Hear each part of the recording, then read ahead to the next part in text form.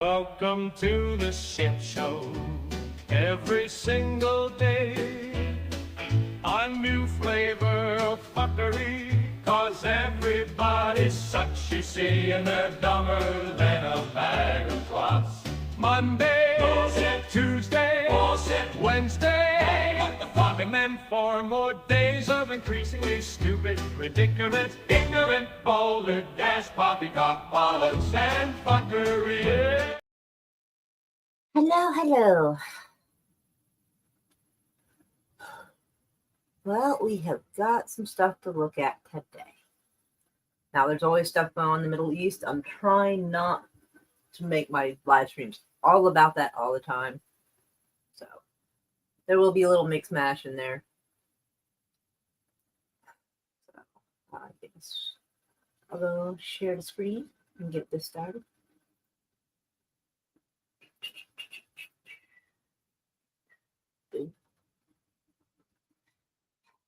All right.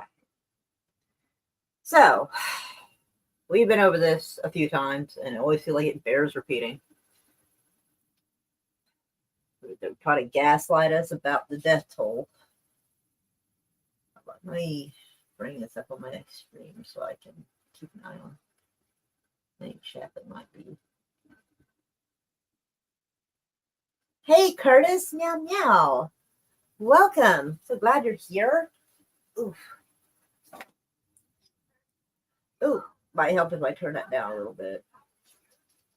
There we go. That way I can try to keep an eye on the chat on my phone. Let's see. I have to move my phone real quick.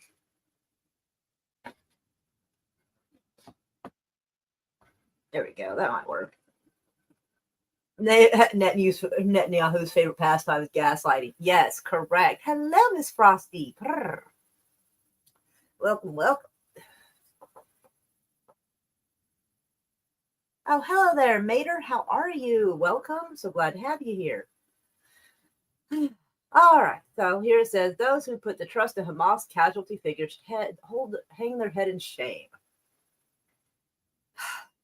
Well, a lot of different people have been coming out with similar figures. So I feel like it's not just a Hamas thing.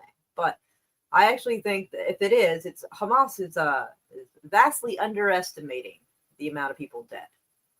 So, all right. How many times since October 7th have I tried to explain in public as well as private that the casualty figures piped straight from the Hamas-run Gaza Health Ministry are false?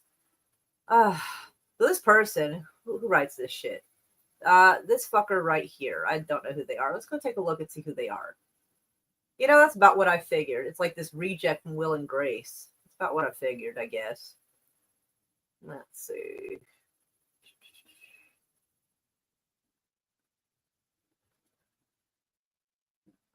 Yeah, absolutely no, what's the word I'm looking for? No conflict of interest, I'm sure. Yeah, but okay. Anywho. So this woman spends this entire article basically gaslighting people and trying to make them feel stupid. They're saying that, what is it? I don't know. I'd like to see if she has a number estimate, since she thinks that the most agreed upon estimate is incorrect. Let's see. Ad nauseum, blah, blah, blah. Painting the IDF as bloodthirsty baby killers. Yeah, I mean, they are, though. At least a lot of them. Maybe not all of them, but a lot of them. How many times? Well, she's such a gaslighting cunt in this. Let's see. Armed forces. Now a disinformation researcher. Okay. So illuminates the myriad of ways in which terrorists fudge and manipulate casualty figures with gay abandon. With gay abandon. Who the fuck even talks like that anymore? What is this, the 1920s? Who fucking talks like that? That's... She's trying to sound fancy, but... Well, I'm curious. I would like to see... let's see. Okay. Last semi... logic of anti-Semitism, which is weird because Muslims are actually Semitic people too. But okay. that powered the ancient blood libel trope. Oh, God. As soon as somebody says something they don't like, it's called blood libel. Good Lord. Made sure it seemed as if the IDF went after women and children especially. Well, it just maybe there's just a high number of women and children that just happen to be who they hit. Fox alleges that one way they did this is to list men as women. Adults were also registered as children. They do that too, actually. Let's see, 20-something as infants. I feel like that's probably not. Natural deaths in the tens of thousands were included. Well, natural deaths, like in the tens of thousands. What kind of natural deaths is going on in Gaza in the tens of thousands in the last year? I mean, honestly, like really? In the tens of thousands. In that time in Gaza. Gaza is a very small little strip of land. Like that whole land area where Palestine and Israel are is about the size of New Jersey. So you can imagine the Gaza Strip is much smaller. So I'm wondering what natural deaths are happening in the tens of thousands. That I feel like is a good question to ask right there. I think they're going to try just to label a lot of the deaths as a natural cause. They probably think that, gravity's natural. So when a building collapses in on somebody, it's considered a natural death, probably. It doesn't matter if a missile was involved. Nah. But let's see. Lion's share of death toll of Gaza were those of fighting aged men. Well, we're not doubting they might have been fighting aged men, but the question was whether or not they were civilian. I feel like it's a big thing there. Let's see.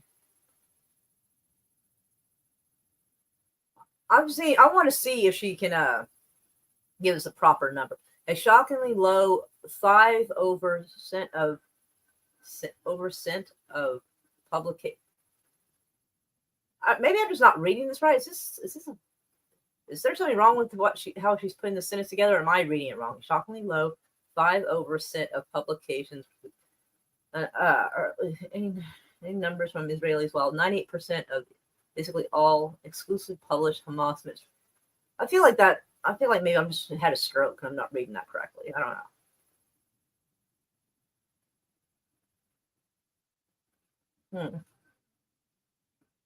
So it comes to the end of the article. So she's telling us the numbers are wrong, but she's not telling us her estimation of what the figures actually are.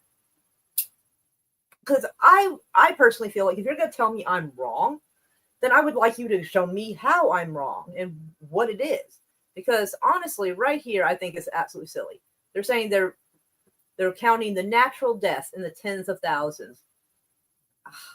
That's a small little land strip. I would like to know, again, what natural death is happening in the tens of thousands over there. Because it sounds like they're just trying to make you think, oh, it's just natural deaths happening over there. Okay. Well, the best I can do to math this up, and we've mathed this before, the best I can do is October the 6th. I'm sure they have dropped many bombs since then, but I have no way to. I've been looking it up, trying to find out how many targets Israel has bombed since between, up to now, but I can't find that figure. So the best I got is October the 6th, where they admit that 40,000 targets have been bombed. So if they're saying that the number is high, that they're claiming it's 44,000 dead. But okay. I have a hard time believing, for one, that if they didn't get civilians, I have a hard time believing that they had 44,000 soldiers of Hamas. I find it unlikely. I feel like there would have been more of an impressive fight put up if that had been the case. But okay. So if they think that the 45,000 number is too high, that would imply they think that less than one person was killed per bomb, which is unlikely. Those are some like 2,000-pound bombs they're using. Those things have a good shockwave that will fuck you up. So they want us to believe that they get less than one person per bomb. I find that statistically unlikely. But what I do believe is likely, and I've said this before, is that if you got 5 people per bomb, only killing 5 people per bomb is actually moderately low estimation. Most of the time when I see somebody on the news, when someone has been killed by one of these missiles or bombs, it's usually between 15 to 50 people killed each time. So there's no way that I'm overestimating by lowballing 5 people per bomb dying. So if you got 5 people per bomb times 40,000, that is 200,000 people. So this goofy bitch can absolutely go fuck herself as far as I'm concerned. Where is she at? Yeah, little Zoe Strumple here. She can absolutely go fuck off. Because, and like I said, I wish I had to be more up to date. We're probably around 50,000 targets at this point after all this time.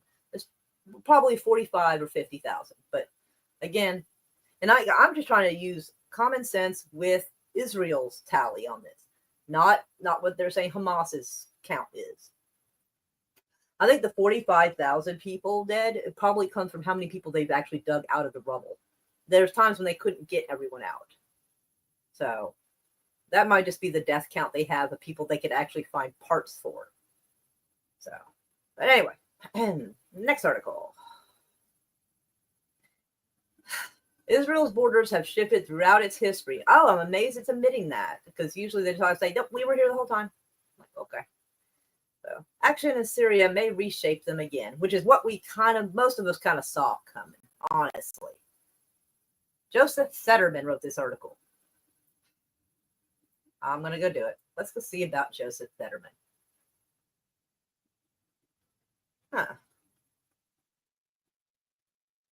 Now, this is the Palestinian Territories Bureau Chief, or at least was, for Israel. Oh, yeah, again, no bias in that article, I'm sure, before we go and look at it, but okay. Israel Prime Minister Benjamin Netanyahu entered Syrian territory Tuesday and said Israeli troops would remain in the area indefinitely, blurring the border with its neighbor, or a northern neighbor. They're known for that. Since its establishment in 1948, Israel has never had fully recognized borders. Okay. This right here. Because they're saying that other states or countries don't exist and they're not official and this and that and, should not be recognized. Well, how can you recognize yourself as a country if you don't have fully recognized borders yourself? I mean, I don't know. I'd have to look it up to see what constitutes that. Because I feel like a well-understood border is part of that. But okay, throughout its history, the frontiers with its Arab neighbors have shifted as a result of wars, annexations, ceasefires, and peace agreements. That pretty much always benefits Israel, by the way. Israel has gotten a lot bigger than it was originally. So. Now the downfall of Syrian President Bashar Assad has created a situation that could once again reshape Israel's border. And yeah, and they were trying to act like, oh no, we're doing this because of Hamas and Assad bad. Nope. Now they're going to reshape its borders, which is what, a lot of people were trying to say, no, it's not what Israel's trying to do. That's exactly what we said they were trying to do. The only thing that amazes me is they're coming out and saying it. Honestly, that's the part that really shocks me the most. As Assad was toppled earlier this month, Israel quickly moved into Syrian side of the 50-year-old demilitarized buffer zone. Netanyahu described the move as a defensive and temporary. Of course he did. And said it was aimed at making sure that none of the groups jostling for power inside Syria threatened Israel. I think the CIA would have helped them make sure that was promised anyway, but yeah, temporarily. And now they're talking about reshaping its borders. Okay. But in Tuesday's visit to the Syrian side of the buffer zone, Netanyahu made it clear that Israel plans on staying for some time. Speaking on the windswept summit of Mount Hermon overlooking Syria, he said Israel will remain until another arrangement is found that will ensure Israel's security. Well, they're not going to feel that anyone else is going to give them that security except them themselves. So they have conquered what I believe to be the mountain that Jesus said he was going to build his church. And I think maybe the mountain that was mentioned in Enoch, where I think there was aliens involved. I'm not a super Bible scholar here, but I do believe that is what Mount Hermon is. Anyway. Here's a closer look at the evolution of Israel's borders. Oh, this could be good.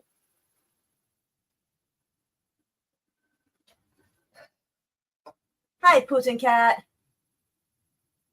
How are you doing today? I hope you're doing good. I give you a digital ear scratching. In 1947, the United Nations approved a plan to partition, which apparently I feel like they forgot what partition means, what was then British-controlled mandatory Palestine into Jewish and Arab states. The contested city of Jerusalem was to be administered by the UN. And to be honest, and I do believe John F. Kennedy said this one time before he became president, Palestine was hardly the property of the Britain for the British to give away. It wasn't really theirs to give away. I can't remember his exact wording, but that was along the lines. I think he said that in like the 1940s. Like I think when he was in politics, but he wasn't president yet.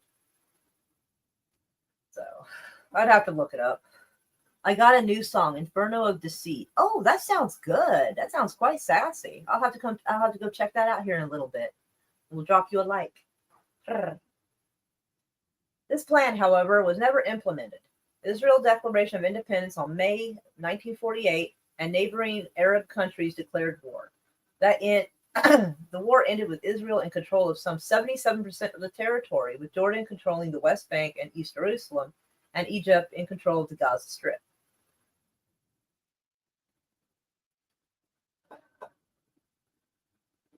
During the 6 days of fighting in 1967 Mideast War, Israel captured the West Bank and East Jerusalem from Jordan, Gaza and the Sinai Peninsula from Egypt, and the Golan Heights from Syria. Initially celebrated by Israel, the lightning victory set the stage for decades of conflict and continued to reverberate today. Israel quickly annexed East Jerusalem, home to the city's most sensitive Jewish, Muslim, and Christian holy sites, as well as its Palestinian population. Although Israel never formally annexed the West Bank, it has informally incorporated much of its territory by building settlements that are now home to 500,000 Jewish Israelis. That sounds like invasion and conquering to me. The international community overwhelmingly considers both East Jerusalem and the West Bank occupied territory. Yeah, I would agree. Israel also built settlements in the Sinai, the Golan, and the Gaza Strip. In 1979, peace agreement with Egypt. Under Israel's first peace agreement with an Arab country, Israel returned the Sinai Peninsula to Egypt and dismantled all of its settlements there.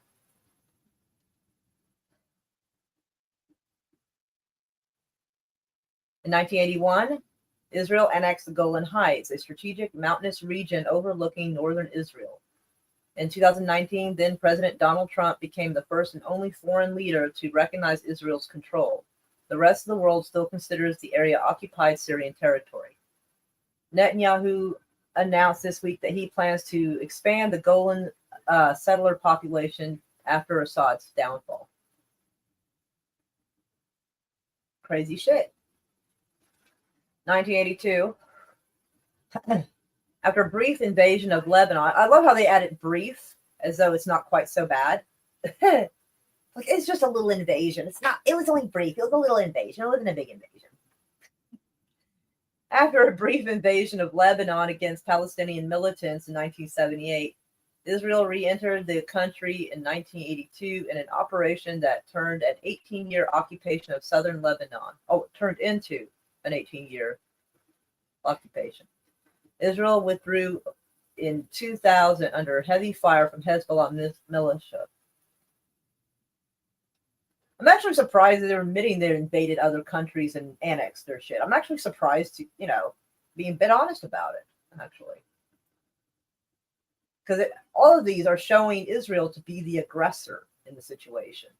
I'm actually amazed. I really thought that this guy was going to, just make it sound like, oh, poor them, always being picked on. This guy seems to be actually trying to give accurate information. I'm surprised. Kudos to him. I made an assumption about the guy, but the article's not done yet. So, all right. Oh, hold on. Israel always plays the injured party, but they attack first because the attack is always right. The British have a role in this. Oh yeah, the British are assholes.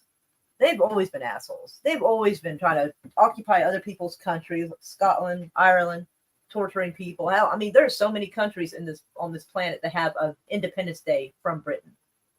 You know, and this time they decided to occupy it and then gave it away to somebody else.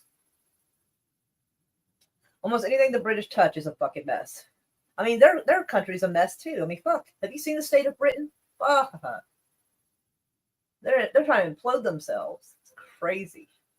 Anyway, Israel and Palestine reached an interim peace deal granting the Palestinians autonomy in Gaza and parts of the West Bank while leaving Israeli settlements intact. Well, that's barely a peace deal, but okay.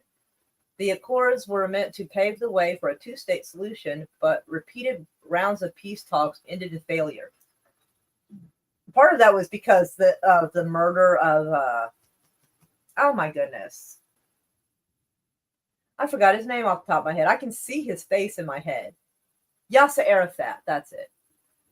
Yeah. And I believe his nephew actually helped poison him, crazy enough. Anyway, the Palestinians seek all of the West Bank and Gaza for their hope for a state with East Jerusalem as the capital. And that's not even a lot of land. Like the West Bank and Gaza, that's actually a very small bit of land compared to what they were before 1948. So they're actually requesting very little. I don't feel that having the West Bank and Gaza is a huge ask. It really is not, in my opinion, because that basically means that they would, without contentment or contending against it, Israel could have the rest of the land. So they're asking for very little. Like, it would be wild if someone came onto my property and told me they were just gonna fucking camp out in my front yard, and then their encampment got bigger and bigger, and then I was like, okay, you can have half the land. I think that's way too fucking nice for me. You know what I mean? Like, I would be way too nice if I did that. And I feel like that's the same here. All they want is West Bank and Gaza. All right, 2005. Oh, hold on, let me see real quick.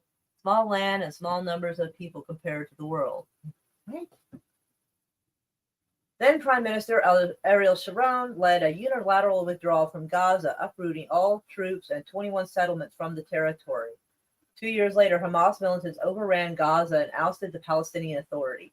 And the reason why Hamas was able to do this was because Hamas was created by Netanyahu, and because I forget what position he had in politics at that time, unless he was actually might have been prime minister then as well, actually, because he's kind of in and out of the prime minister position. But he admitted that he was with Hamas on this because both Hamas and him don't want a two-state solution. The PLO was trying to make that happen. So they found a common ground in that. 2023, we know how that went. Responding to Hamas' October 7th cross-border attack, Israel invades Gaza in the operation that continues. Israel leaders have not laid out a clear post-war plan, but have indicated that they will maintain a buffer zone along Gaza's border with Israel, along with some sort of long-term military presence, which they kind of always had anyway. They've had for a long time a military presence there. Some hardliners in Netanyahu's governing coalition have called for the reestablishment of Jewish settlements. In October, Israel ground troops invaded southern Lebanon after a year of fighting with Hezbollah militants. Under a ceasefire, Israel has pledged to withdraw from the strip of land it is occupying by late January. I'd be interested in seeing that. As opposition forces ousted Assad on December the 8th, Israeli military forces moved into Syrian side of the demilitarized buffer zone established after the 1973 Mideast War. Israel now controls the zone and targets deeper inside the country. About what I expect. What amazes me is he's trying for all of this at one time. Like you'd expect someone would just start like with Gaza, do that, and then wait a little while, act all peaceful, and then attack, but maybe he's thinking he's not going to get another chance because he's on trial. Netanyahu's on trial right now for corruption. They've been trying to get him in a courtroom and convict him for a long time. For the last 4 years, I think. It's been a while. Although Israel has said that the move is temporary, its open-ended presence has drawn international criticism from countries such as Egypt, Turkey, and Saudi Arabia, as well as the United Nations. The U.S. Secretary of State Anthony Blinken, who's a fucking idiot, has urged all countries with interest in Syria to try to make sure that we're not sparking any additional conflicts. See, I hate that kind of shit because you'll see someone starting some shit, but they'll accuse you of escalating it or creating more trouble if you speak against it or stand up against it. I hate that kind of gaslighting bullshit. I fucking hate Anthony Blinken so much. God. Free Luigi, he's got more work to do. Anyway, the new Syrian government has already lodged a complaint with the UN Security Council about Israel's advance into Syrian territory. The leader of the largest insurgent group, Ahmed al-Shara, has publicly condemned Israel's operation, but said Syria is not seeking a military conflict with Israel. Yeah, because if you have any kind of argument with Israel, not only they go heavy-handed with everything, but they're going to have the United States jump in it. Because America, when they found out they can make money from war, they haven't stopped since. Carmet Valency, I guess, is it an expert on Syria's at the Israel's Institute for National Security Studies, said that she does not think that the Israeli presence will morph into a long-term occupation. Really?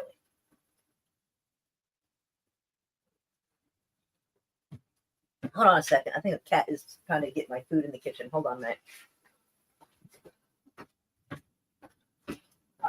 Yeah, you're all right. My bad. That was just a dog drinking water. My bad. Okay. All right. All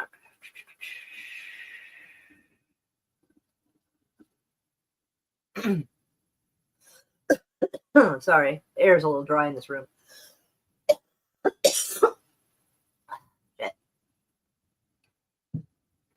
Apologies about that. All right.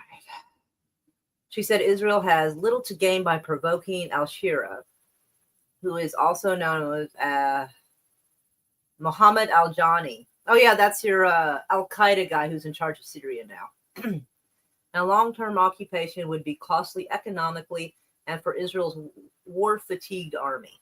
That's why they'll probably just call in Americans to die for them instead. That's why we got a lot of our troops over there right now. Because when idiots governments decide they're going to fight each other, they're going to send our young men and women to go die for it. It's fucking crap. It could take some time for Israel to withdraw. It depends on how things develop in Syria.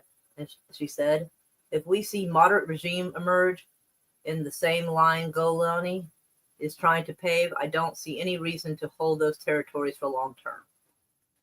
Except that, they'll probably figure that they're the best ones to handle that and they'll decide to stay.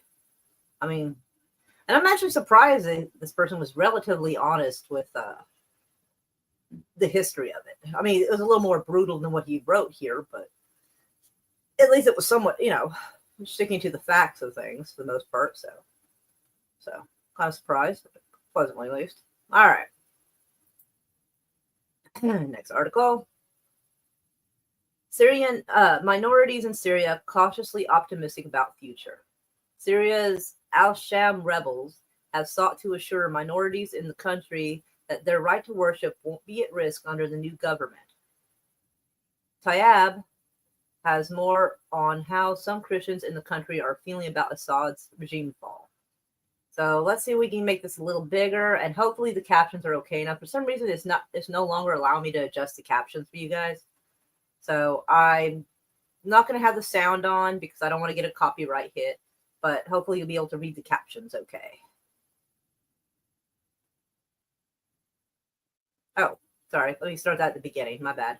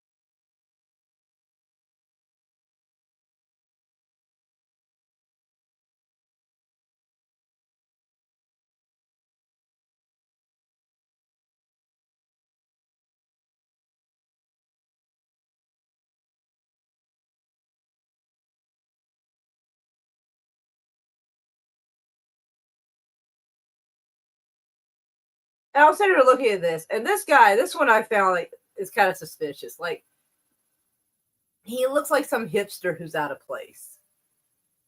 Like, because one of these is not like the other. I'm looking at this guy, and I'm just sitting here like he's his assistant or intern. They just put a gun on him because we need to someone to play the role.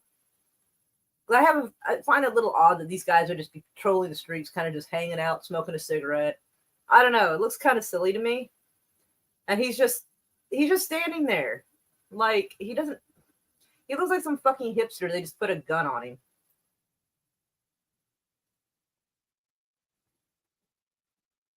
Plus, nobody wears their gun like that across their front like that. They usually carry it like with the gun against their back.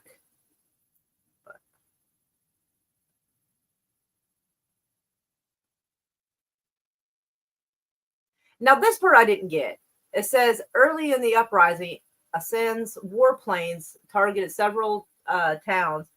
But I Googled to see who ASIN was. I couldn't find a proper answer of whose warplanes this is. Who the hell is Assan?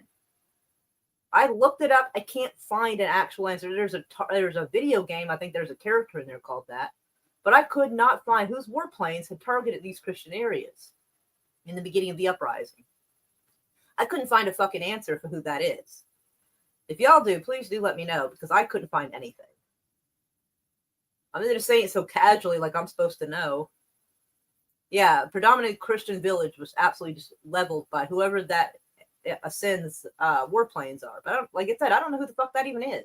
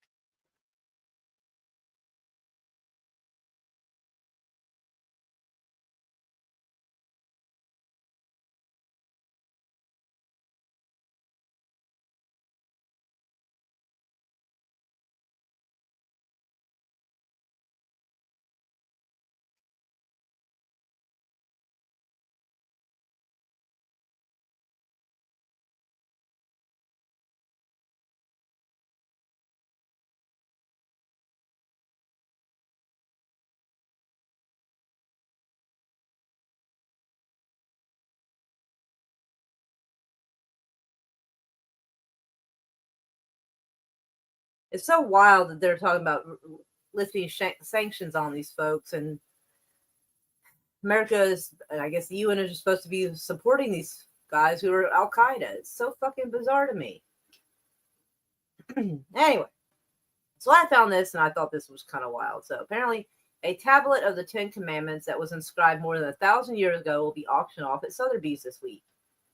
The tablet is the oldest known in existence, believed to date somewhere between 300 and 800 AD. Will be sold Wednesday in New York. The ancient tablet is believed to be the earliest completed tablet still intact. The marble tablet stands about 2 feet tall and weighs about 115 pounds. The artifact that is inscribed in Paleo Hebrew. Actually, let me do that because I'm going to need that for a point of reference in a bit. Let's see, were discovered during an excavation in 1930 in modern-day southern Israel. A scholar recognized the tablet's significance and bought it in 1943, but then it was believed to have been used for decades as a paving stone for a home, which is kind of a weird thing to do, something you consider to be significant. Let's see. The tablet is expected to sell between $1 to $2 million. This remarkable tablet is not only vastly important historic artifact, but a tangible link to the beliefs that helped shape Western civilization. So, blah, blah, blah. Well, there's some issues I have with this, because I was looking at this. Magnify image. Now, some of it is kind of worn down, but you can still see some of it. But something's wrong with some of it. Because I was looking to see what, some of the Paleo Hebrew stuff looked like. And most of these aren't on that. Let me go look real quick. Let me pull this up. Let's see. Phoenician. Hold on. Hebrew. They're making this difficult for me to find. Hold on. Images. Ancient Hebrew. Well, I mean, ancient Hebrew would be Paleo Hebrew, I assume. But let's Paleo Hebrew alphabet. Okay. Yeah, so I was looking at this, and like some of the stuff that's on the here doesn't quite match that. So yeah, it was kind of weird. And like a couple of their things, let me magnify image, let me get it in close. Like this one, it looks like a Y with like a little tail going this way. Oh, I can't remember. I think that's Yod. It was like Hebrew doesn't really have like letters per se. They're more like characters or sounds, I think. And so like there's a couple of things, and like this one looks almost like Yod, but it's shaped wrong for that. And then there was like all these other little things that didn't look quite right. There's one right here that I think is supposed to be Nun, I think. And it looks kind of like, let me go find it real quick. Shit. Well, this one doesn't even, Paleo Hebrew doesn't even seem to have that. So, hold on. See if we can find it.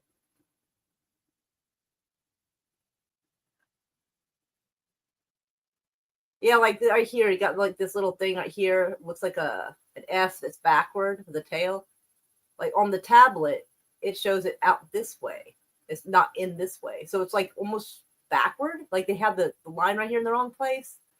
So yeah, if y'all want to check that article out, you're welcome to and compare it. But some of the shit don't look right. It looks kind of weird to me. So I'm kind of confused by it.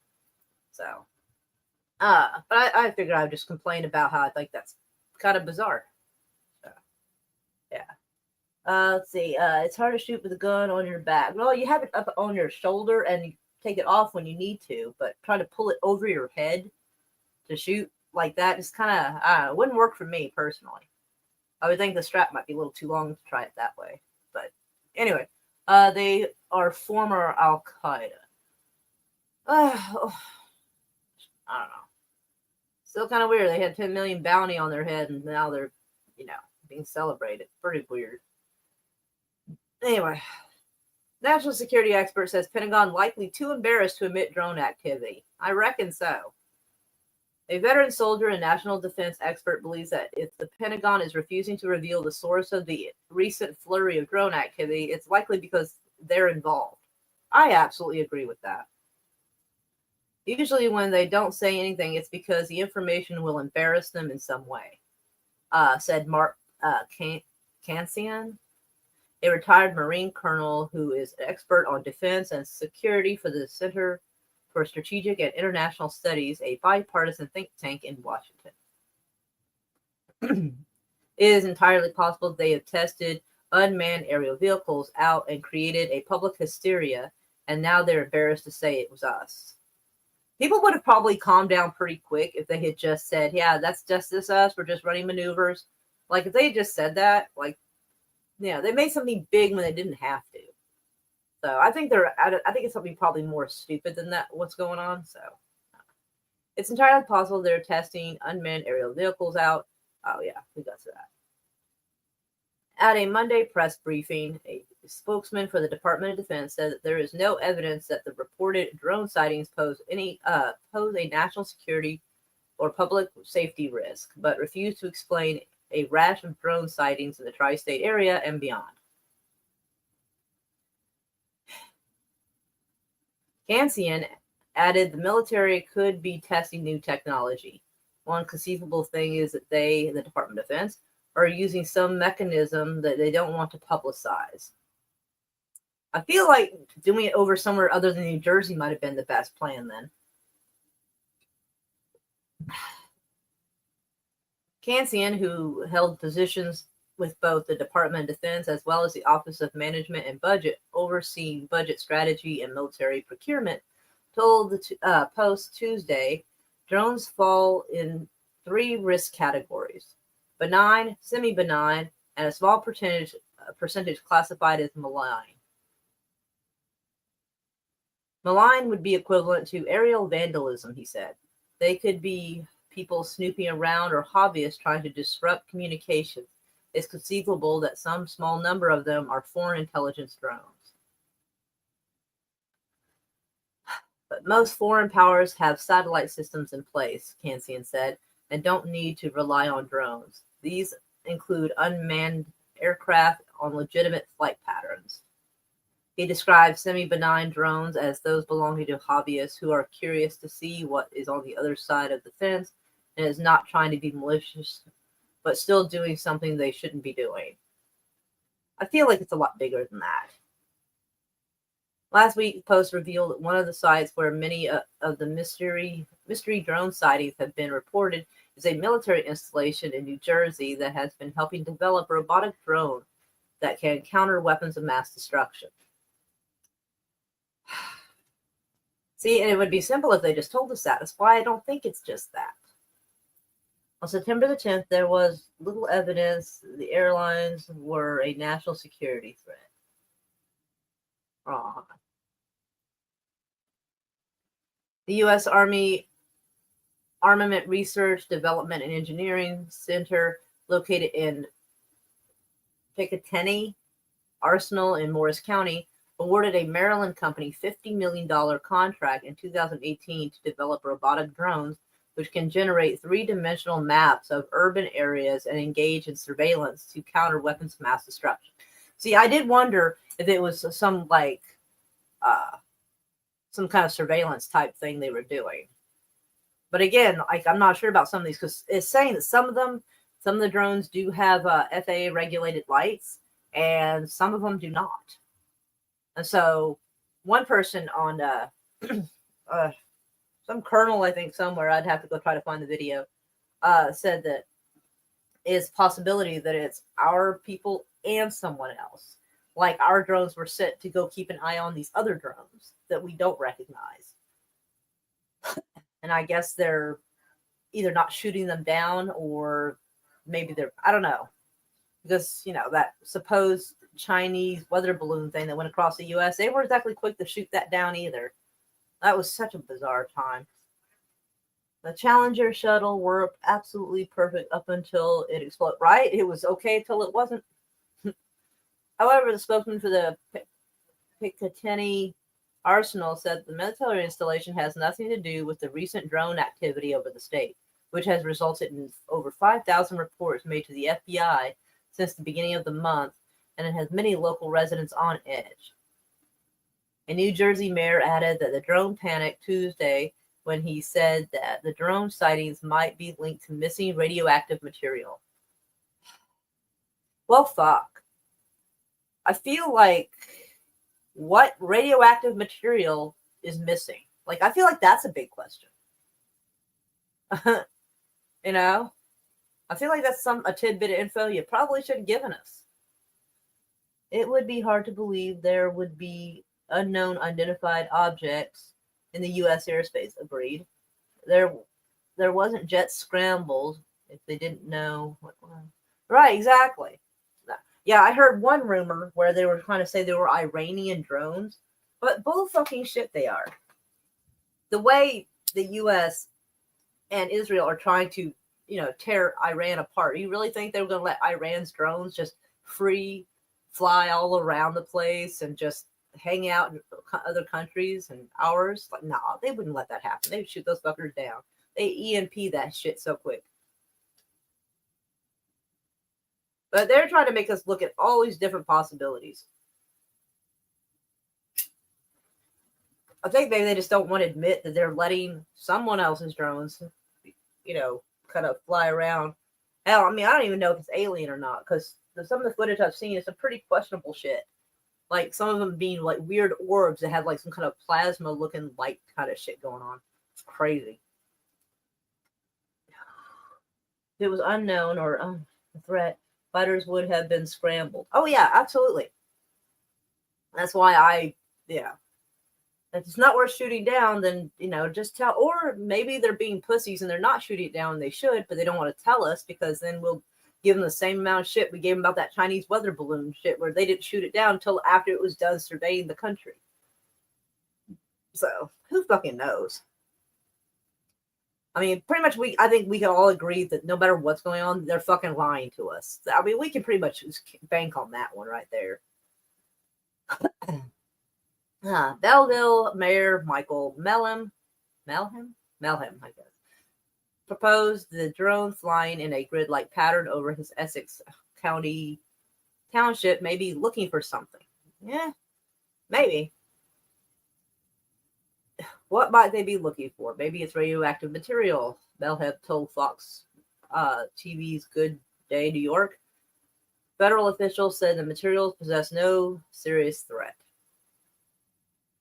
The truth will come out in a new administration, if only to embarrass Biden's administration. And that might be true. But it depends on what it is, because one conceivable thing is that the Department of Defense are using some mechanism that they don't want to publicize. But this is going to be an increasing problem of drones flying over airfields. President Trump on Monday accused President Biden and the Pentagon of hiding information about the mysterious drones.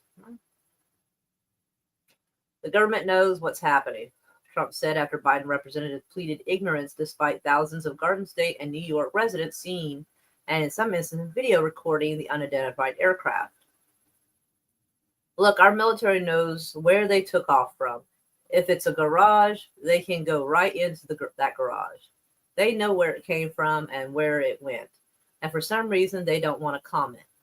The once and future president said that during the wide-ranging 70-minute press conference in Palm Beach, Florida. And I think they're better off saying what it is. Our military knows and our president knows. And for some reason, they want to keep the people in suspense. I agree. Because it's just like, the missing shipment of radioactive material is medical use.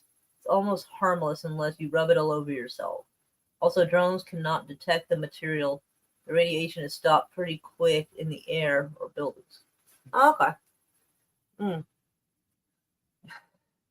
Well, they got to try to give us some bullshit. They're throwing out a bunch of theories to keep us guessing. When, like Trump says here, they know where the hell the drones came from. They know they fucking know where they went. They know what it's about. They just won't tell you. That part I absolutely agree with him on.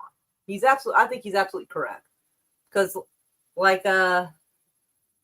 Frosty and everyone said, they'd shoot it down if they thought it was actually a problem. They didn't know where it was from. Unless there is other material I'm not aware of.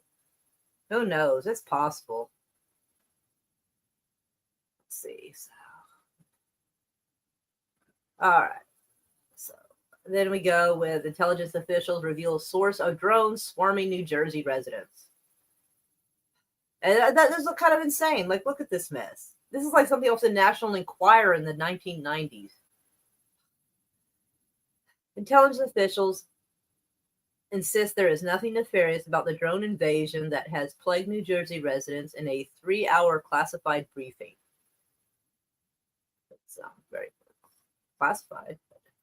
The CIA, FBI, and Homeland Security and Department of Defense met with members of the House Intelligence Committee on Tuesday night about the unidentified aircraft that have been reported in multiple states.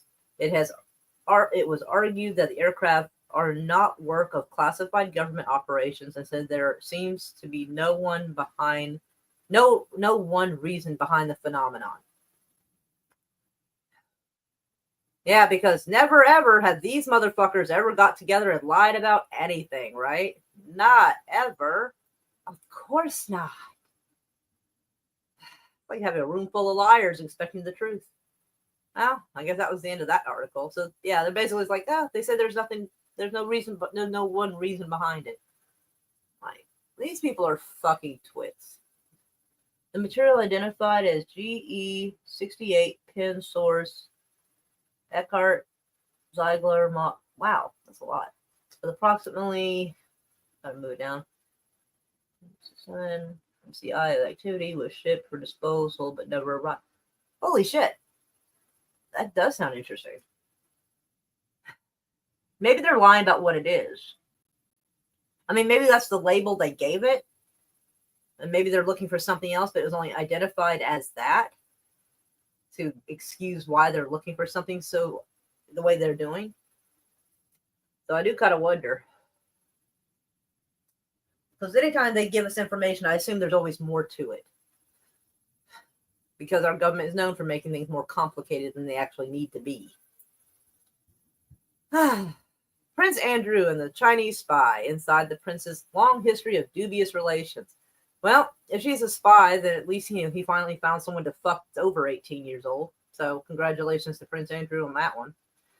Prince Andrew is back in the spotlight once more this week after news has emerged that his alleged friendship with Chinese spy codenamed H6.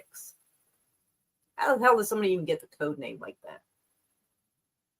Though his name hasn't been reported, the businessman was banned from Britain twice by the government, but apparently managed to grow close to Andrew, to the extent that he visited Buckingham Palace and was also invited by the prince to St. James Palace in Windsor and Windsor Castle. So it's not a woman. Oh, thanks. I figured he had like a lady friend. Oh, I should have known that Prince Andrew would not have a lady friend under 18. Never mind. Never mind of that.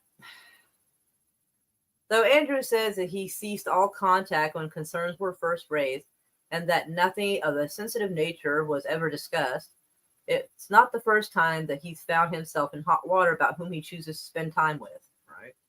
From dictators to infamous Jeffrey Epstein, Andrew's list of former acquaintances is long, and many of them date back to the time when he was made the UK's Special Representative for International Trade and Investment in 2001.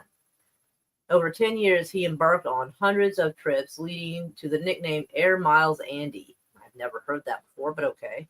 In his attempt to foster good relations, including with many autocrat countries in the Middle East. So who has he hung out with? We unpacked some of the biggest names. I don't know if we need the biggest names, but I guess a Libyan gun runner. Really? Katouni was present at Fergie's 60th birthday party and Eugenie's wedding. He reportedly gifted the Princess Beatrice and Andrew's daughter $18,000 diamond necklace for her 21st birthday. Oh boy. The pair first met in 2005. Blah, da, da, da, da. Okay. I can't pronounce that name, but president of Kazakhstan. Prince Andrew does find some odd people to hang out with him. And my concern is, what kind of people are these who are willing to hang out with Prince Andrew? The dude's a fucking weirdo. Like, there's even word that he was even messing with one of his kids. Let's see. Yeah, I want him to get back to this Chinese spy business. Yeah, we know about that. Okay, so most of this article is just a bunch of stuff he's done before. Like, yeah, I was hoping there'd be more to this article. Let's see. Spain also had misplaced shipment of strontium, I believe. Oh boy, that's not good. And if the drones are looking for gamma, someone should just say so, right? Because, mistakes happen. If there's a mistake and you're trying to find something, then just like, hey, we're just looking for this. Now, the more bullshit they put out, the more I just don't believe any story they give us. Anyway, but yeah, apparently, let's see, does this give us a little more information about this guy? Apparently, I figured they'd give us a little more of something impressive. I should have known better. All right, so I'm sure we've all heard about this, but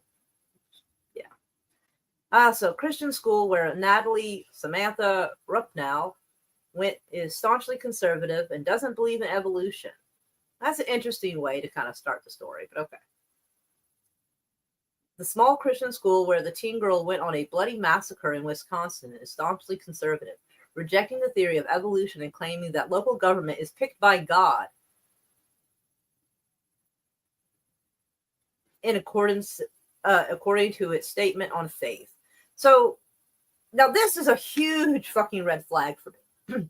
And the reason being is that this church believes that people, like government, is picked by God and are ordained by God to be in office. I assume they see this as pretty much any leadership, including the church leadership, as being ordained by God. And the issue with that is there's a lot of fucking molestation shit that goes on in the churches. So if this girl had been bullied or touched on and tried to report it, they may have just kicked the girl down, telling her that, you know, she was terrible or whatever because she was speaking against someone ordained by God. I'm kind of worried that this is something that might have pushed that girl over the edge. So, hey, Bone, meow, meow.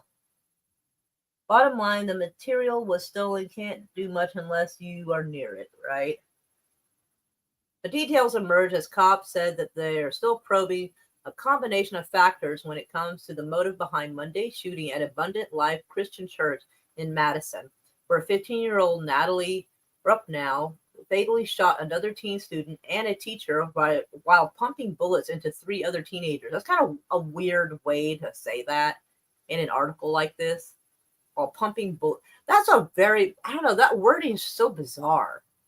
Huh. That's a very odd descriptive. Anyway. Human beings were created by an immediate act of God and not by a process of evolution, the school's 2-page statement says. I think I did not wash the jalapeno off my fingers very well because I just rubbed my eye. So let's see how long I can hold out. We believe that civil government is ordained by God for the punishment of evildoers and for the protection of the good. The fact that they see government or civil government as being ordained by God to punish evildoers, I can imagine how this could go badly. There's no telling how they treat the kids. Like, immediate, it took, supposedly it took 6 days to create everything, the universe and people, I think, supposedly. I don't believe that to be correct, but I don't know. Anyway. Although I do feel like it took a while, because if the story is true, that, you know, he created Adam, and at one point they said that they had created Eve from his rib, but then later on they said Adam was created first, and then after a while he became lonely and God gave him someone.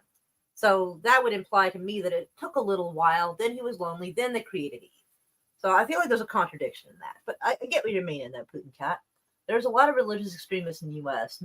Never knew how many until the past couple of years. Oh yeah, it is concerning. Any time that someone thinks that civil government is ordained by God, you are in some deep shit. Because I personally never trust the government, ever. I don't believe that people are ordained by God to get into office. Usually it's whoever has enough money. That's usually who wins. Or who can throw dirt the best. None of which is a godly situation. Let's see. And we therefore consider it our duty to pray for rulers and magistrates and to be obedient to their authority, except when things contradict the will of God. But if they're brainwashed well enough by that authority, those people could explain it and do some mental gymnastics to make it sound like God's divine plan some fucking how. You know, like when a girl gets assaulted and she gets pregnant and they're saying the pregnancy is God's divine plan. That kind of fucked up shit. You know what I mean? So I feel like these are the kind of people who would tell a molested girl that, you know, it was God's will and this and that. And to speak up against it is to speak up against someone ordained by God. I can see that fucking happening here. I can. Now, this picture I thought was a bit bizarre because you got your ambulance here. And I guess this is like right after the shooting. Let's see. A combination of factors. Okay. I thought they would get a better caption. But here's what I think is interesting. So let me magnify this real quick. So, like, they look, I guess, normal for there being a shooting, you know. But these kids, like, this one's smiling, this one's smirking, and this one's got a full-on grin. Like, that doesn't seem like the faces of children who are freaked out by a shooting. I find it a little odd. I mean, I'm not saying that nothing happened. I'm just saying that's such an odd expression to have on their faces after something so terrible. It seems a little odd to me, you know? Like, I don't know what to make of that. I'm not even sure what I'm trying to say, except that's just not the face expressions I would expect to see on kids after a shooting. That's just bizarre to me. So I just wanted to share how I thought that was a little odd. They were second graders. They want to get out of school. That's possible. I just thought the facial expression was a little strange. The school is a founding member of the Impact Christian Church, a cluster of Christian centers of higher learning in Wisconsin. The group believes God wants more from education, according to their website. Well, we're going to take a look at their website reviews here in a couple of seconds. The elementary and school relations director, Barbara Wares, echoed the school's belief at the press conference. In spite of the tragedy, God is working, and we believe God is good in everything, and that he turns beauty into ashes. That part confuses me. Wouldn't you believe that God would turn ashes into beauty? This sounds like beauty gets destroyed. Maybe she misspoke, but it just seems a little weird. But what is rare is the shooter is female, right? I was a little surprised by that as well. Statistically, that's a little unlikely to happen. But, I mean, if something that was done that was bad to her for a long period of time, anybody can be pushed over the edge. He is our foundation at Abundant Life Christian School. We exist to bring and to build the disciples of Jesus Christ so that we have complete faith he will carry us through this. Turns beauty into ashes, I thought was a bit of a weird one. Like, that kind of throws me off. But let's check out the reviews. So most of the time they have some all right looking reviews. I'm actually wondering if they're hiding some of their reviews because they have a 3.9. So February of 2024, people are like, oh, it's so great. Very short thing, but they're saying it's really great. May of 2023. Let's see. That's May 30th, 2023, May 29th of 2023. So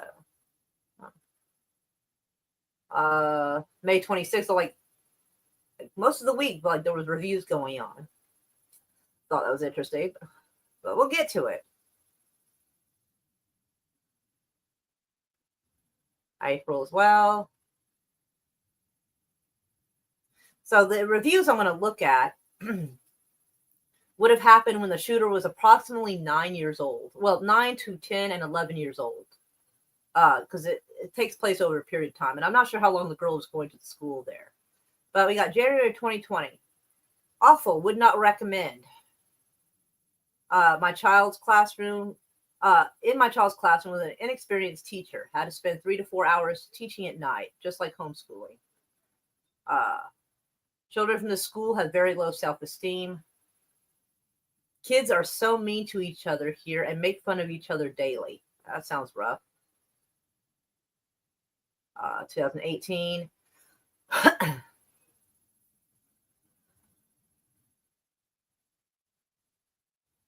Let's see. Apparently this person says that the kids don't get spelling words to memorize. Bullying. As stated above, there is a general lack of respect throughout the school. Leadership reacts to bullying incidents by overall response, and follow-through is inconsistent at best. I think there was like another one I wanted to check out because some of these were, like I said, the girl would have been around 9 if she was going to school there. So I'm trying to see if like there's any indication of like what was going on. 2018. This in this area, as far as bullying, in this area of total failure. Not only are the bullies not dealt with, the victims are told that they're the ones that need counseling. That's a bad sign right there when you tell the victims of bullying that they're the ones that need counseling, but the bullies themselves are not punished.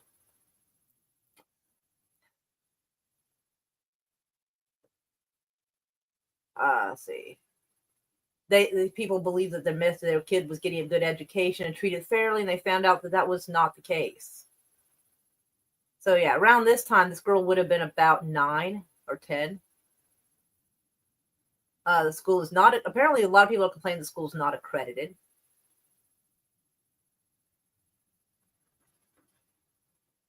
Let's see, some staff teaches you Christian principles but won't act them out like real Christians should. So apparently there's some issues that the staff are not acting like Christians. Horrible experience academically and spiritually for my children. I came here for my faith, and I wasn't as strong a Christian as I am. The school and its influences would, in fact, lead me away from God. Staff does not do anything about bullying. While some students are being scolded for stepping on snow at recess, others are getting beat up and verbally abused by other students, and the teachers do nothing.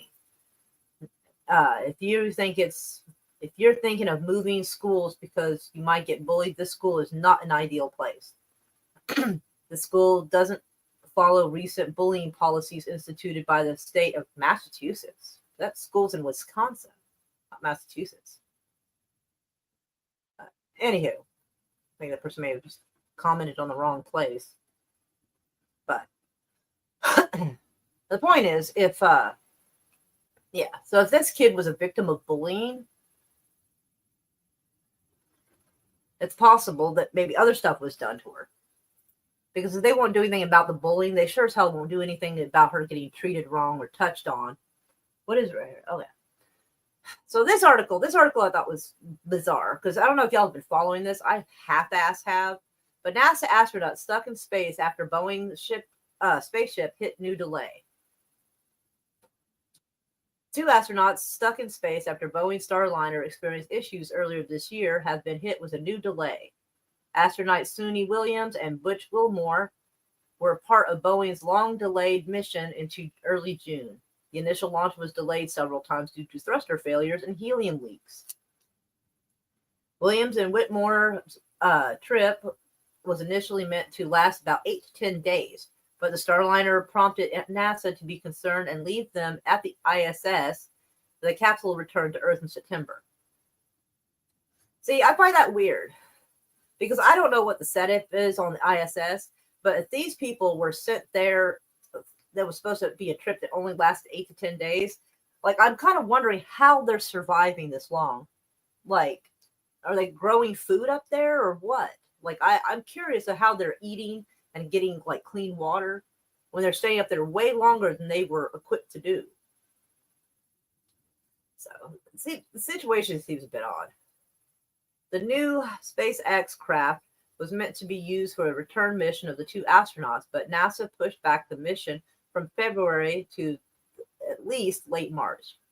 NASA SpaceX Crew 10 now is targeting no earlier than late March 2025 to launch 4 crew members to the ISS station.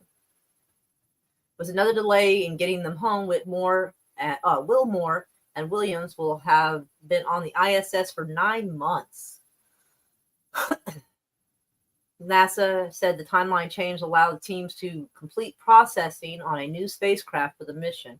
It's set to arrive at the company's Florida facility in early January. So now I've seen some videos, and I don't know how accurate they are, but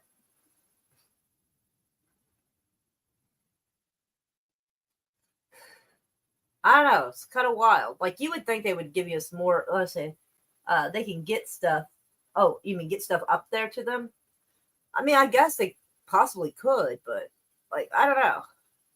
It seems like it's kind of wild. They can send stuff up there to them, but they couldn't, like, bring them home. It would be likely they would have lots of extra provisions in the event of an emergency. But for, an 8-day trip turning into 9 months, like, that would be a lot of extra weight.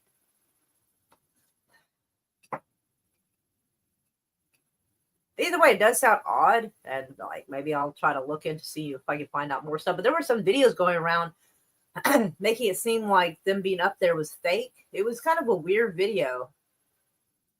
Like there was one where they're interviewing her, and her hair looks like it's defying gravity, and it's just kind of levitating. It looks like she's almost upside down with her hair the way it was. But, like, next to her was, like, a glass of water or something, or a glass of something to drink, and the liquid wasn't floating around. So the whole thing seemed a little odd. So, I don't know. I don't know what to make of it, but I think it's a little odd. I don't know. Anyway, last article. Actually, hold on. I think there might have been something else I wanted to show y'all, too, but I'll go look. January 6th bombshell. Trump didn't just offer military to protect the Capitol. He ordered it, but it was disobeyed. Wow. There is no weight in space. Well, there's no weight in space, but the weight of it, making sure they can get out of our atmosphere, though. Because weight does have something to do with them actually taking off and getting into, like, outer space. Once they're up in space, yeah, there's no weight. I get that. I'm talking about the weight takeoff. On the eve of former President Trump's return to power, a new report is turning the story of the 2021 Capitol insurrection on its head. For 4 years, a Democrat-run selection committee on January 6, anti-Trump Republicans and the establishment media have blamed Trump for the violence in Washington, D.C. Washington on January 6, 2021. But the report released Tuesday accused Trump's acting defense secretary at the time, Christopher Miller, of defying Trump's specific order. It's the first finding of the report. It paints a scathing picture of Nancy Pelosi's select committee and former Representative Liz Cheney's role in the whole affair. Oh boy. Kind of wild that it took this long to hear about this.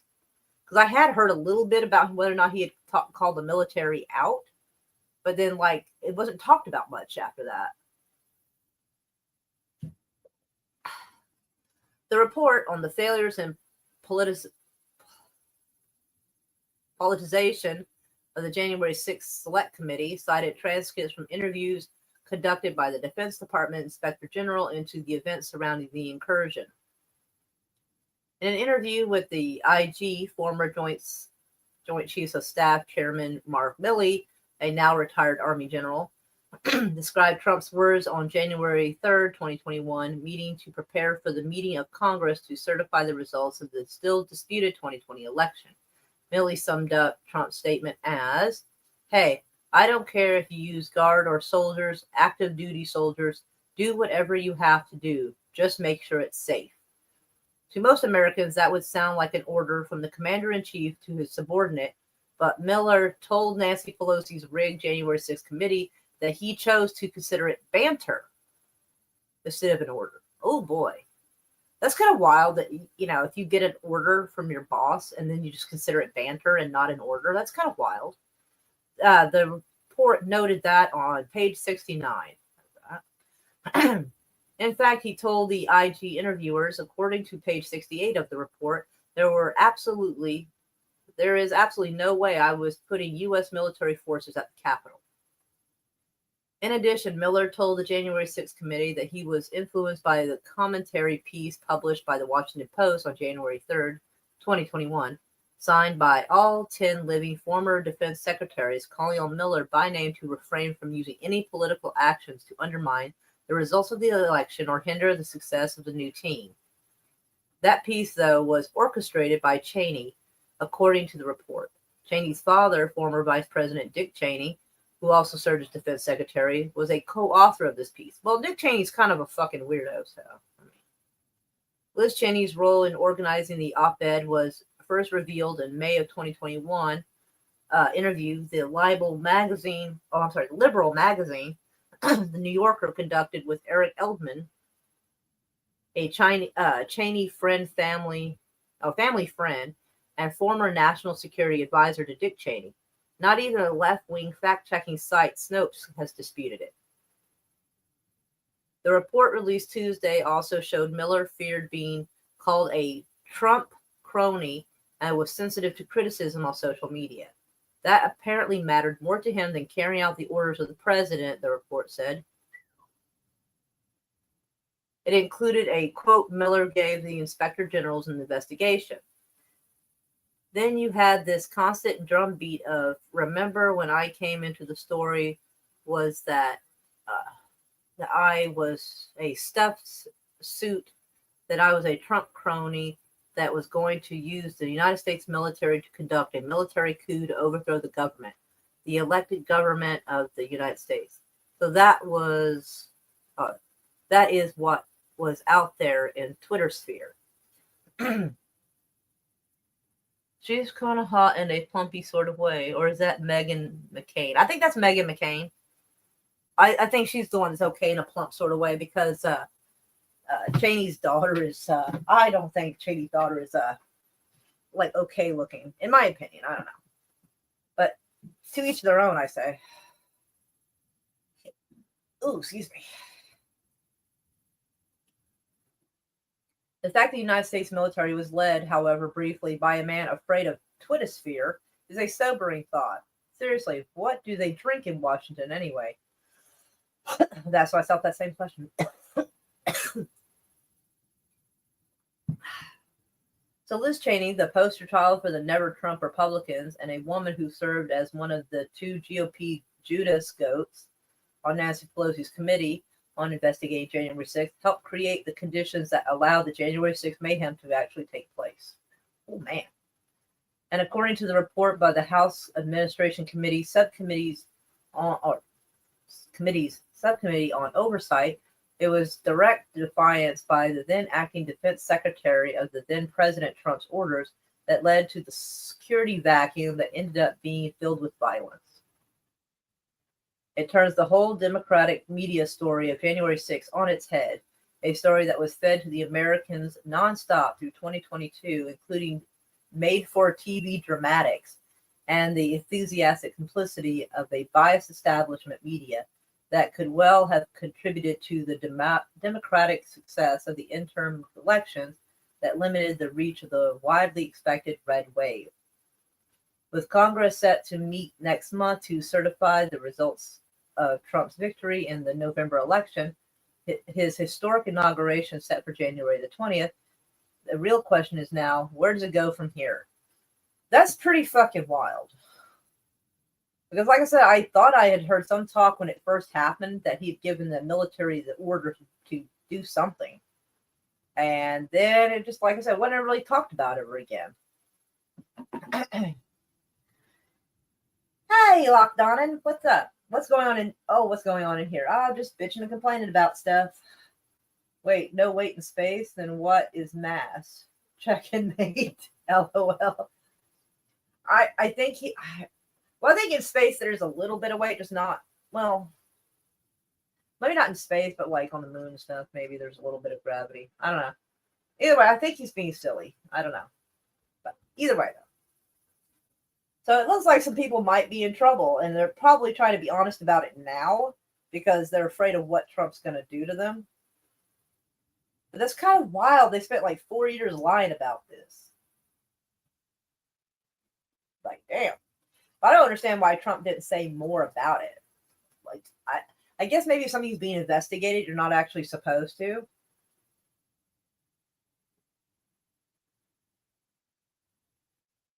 So, but I am really surprised that Trump didn't say more often in the last 4 years that he had, in fact, did order the military. And at least I hadn't heard that he had said that. He might have said it. But, this, let's see, because I think there was something I was going to have y'all look at.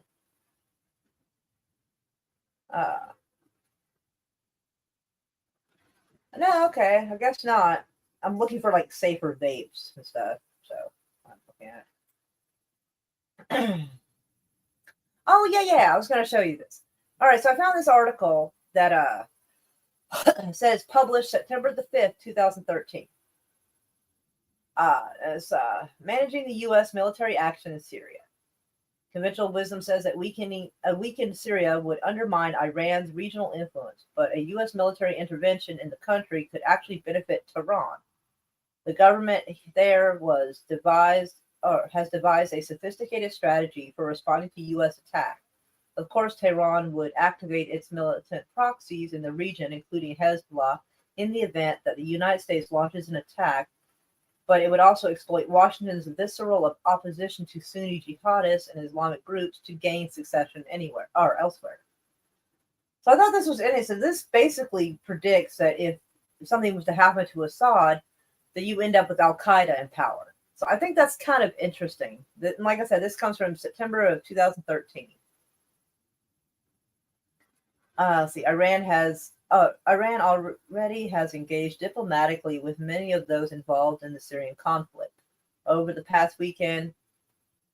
I don't know how to pronounce that. Latin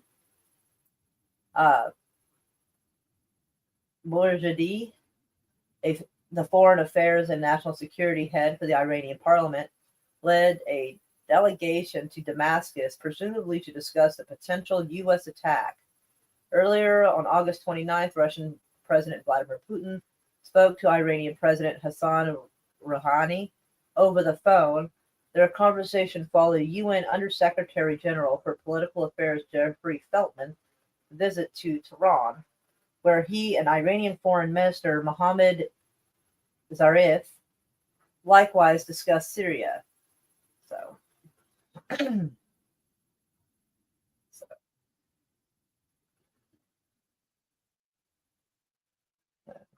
leadership, government.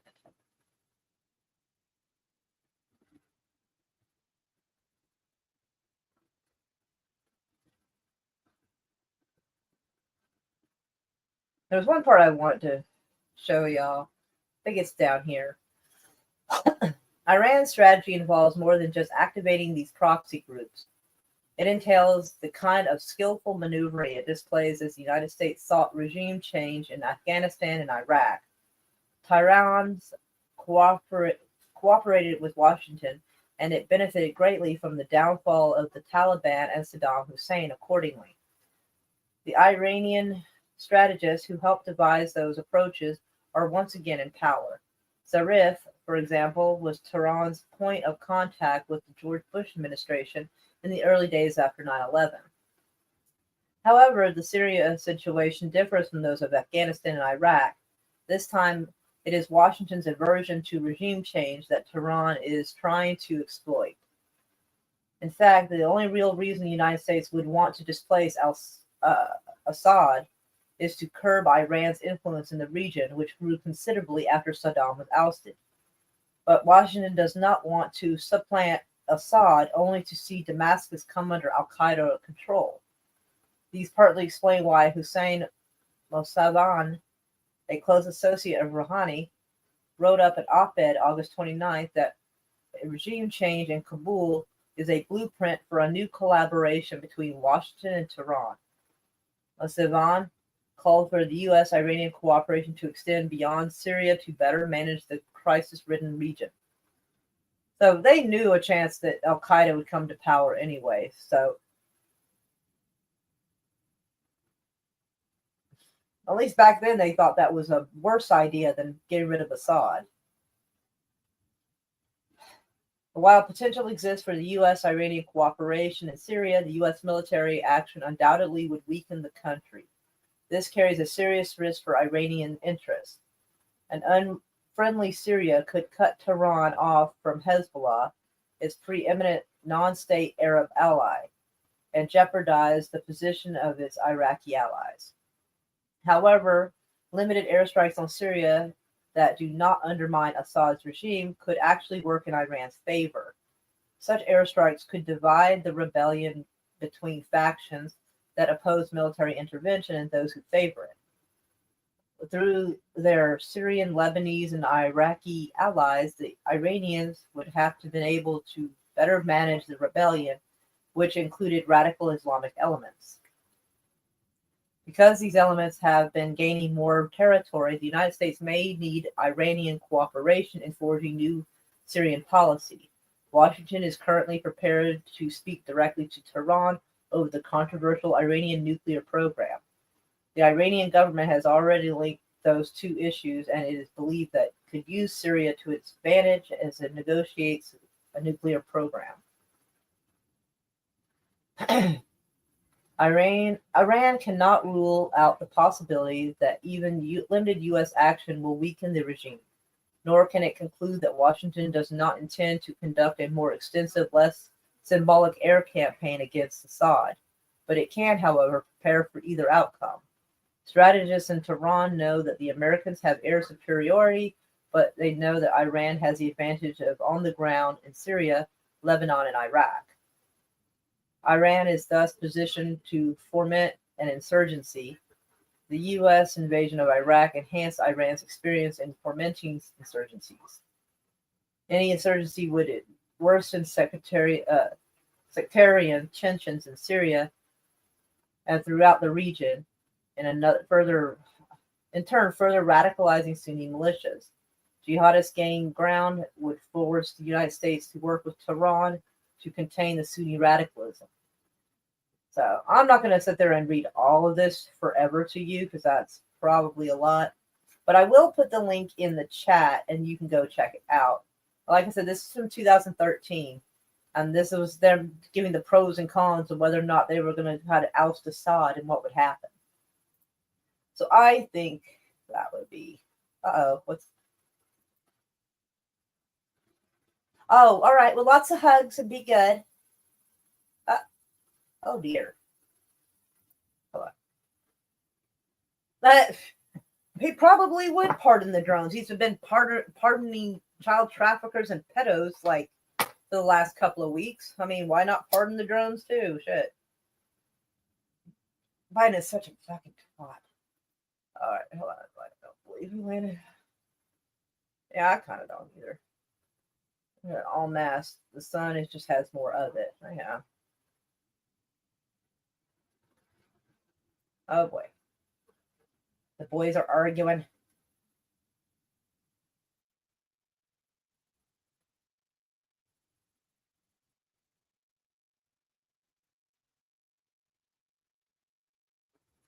I think Jupiter would probably be a better example. Because Jupiter, like, yeah. I think things have actually landed on Jupiter and they could calculate the weight change. The sun would be more difficult to do that with, since we're not really sure what's in the center of the sun, although it's probably hydrogen.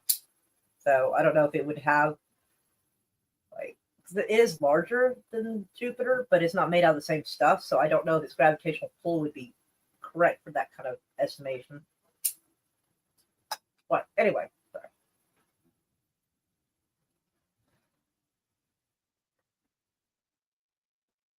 Well, I mean, it is a ball of hydrogen, so I'm not entirely sure how much a ball of hydrogen is affecting that sort of thing. The moon does seem to have some kind of play in that, though. But I don't know. Anyway, but that's not my field of study, I have to admit. Anywho, oh yeah, I was going to put that article in the chat for you guys. So, yes, you can see how the military was trying to do weigh the pros and cons, decide whether or not they should get rid of Assad and what might happen. So, since it seems to be fairly accurate and, depicting what's happened, all these years later, then maybe it'll give us some idea of what to expect coming up. Anywho, well, thank you guys so much for coming to visit. Let's go up here. And we send out hugs to Curtis, who I think is actually live on his channel right now. Let me go snoop over there real quick and see. I think he might be live.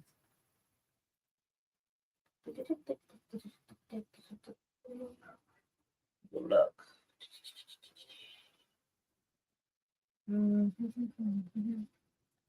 That's weird.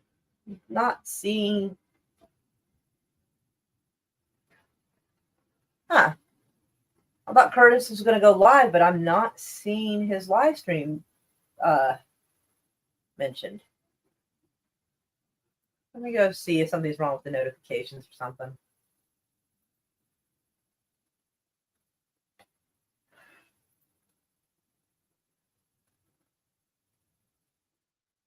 Oh, I'm an idiot. I guess I thought he was going live today though. Like at 6:35. I thought it's showing for the 19th. Okay, my bad. I guess I looked at it wrong. Okay, he'll be doing it around this time tomorrow. So my bad. But hugs to Curtis, hugs to Mater, hugs to Miss Frosty. Oh, and hugs to Daniel as well. And to Putin Cat.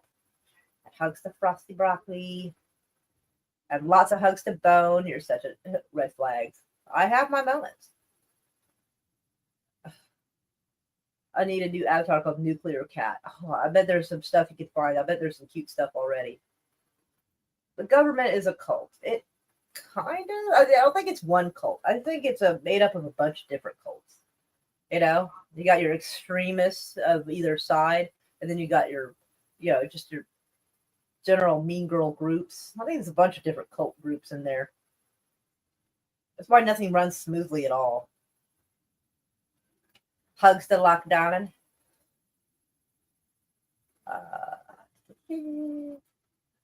Yes. For some reason, I thought it was for today. I guess, I don't know.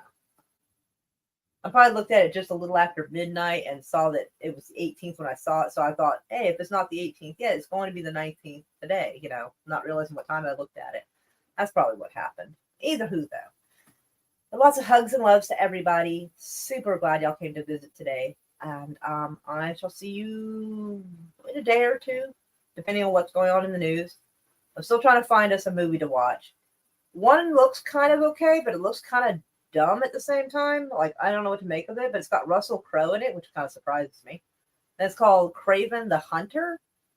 So that's, I don't know. It looks like a cheesy romance novel made into a movie, but like, I don't know. It might be okay though. Let's see. Oh, let's see. Putin Cat. Oh, Putin Cat is live. Okay. Well, we should probably go by and give him a little hug and a like. Let's see. Lots of hugs to you, Bone, and her Lady Mist, and to, not Lady Mist. I'm sorry, Miss Frosty. My bad. Lady Mist is a lovely girl. I got the lovely girls mixed up. My bad. I'm sorry. Craven got bad reviews. It did. It did look kind of cheesy. Like, it was well-made cheesiness. Like, the cinematography looks good. But the glowing eyes thing is giving Twilight. So I'm kind of like, but it's got Russell Crowe in it. And if it's a shitty movie, then at least it's free, because, I don't charge for movies. But if y'all in the mood for some cheesy-ass movie, I could play Craven for you guys until I can at least find something better. Because I don't know what the fucking holdup is, but it is giving me hell about getting that werewolf movie. It's out in theaters here. I just don't know why it's not on this website. Either who, though, I love y'all. We're glad you came to visit us, Mater. And I will play our song. Welcome to the ship show. Every single day, a new flavor of fuckery. 'Cause everybody's such, you see, and they're dumber than a bag of clots. Monday, bullshit. Tuesday, bullshit. Wednesday, and then 4 more days of increasingly stupid, ridiculous, ignorant, boulder, dash pop.